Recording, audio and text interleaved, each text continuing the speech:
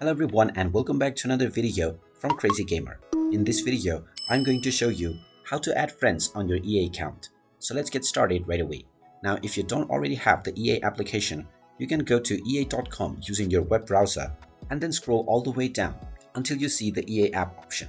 Once you click on this will download the installer for EA app, which you can open up and click through the next buttons to install the app right away.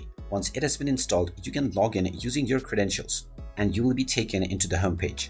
Now, if you wish to add friends, then at the right side underneath your user account, you will see the Find Friends button. Go ahead and click on it, and now you can simply type in any user ID of any friend that you wish to add on your account. Once you find their account, click on the Add button, and this will send your friend request to this user. Once they tap on the Accept button and accept your request, you will become friends with this user, and they will appear underneath your profile among your friends list right away. You can do this with any number of people, and you can also import your friends by connecting your social accounts. And there you have it. That is how easy it is to add friends on your EA account. If you find this video helpful, make sure you hit that like button and subscribe to our channel if you haven't done so already. Also ring that notification bell to never miss another update from us. Thank you for watching, and I will see you again in the next video.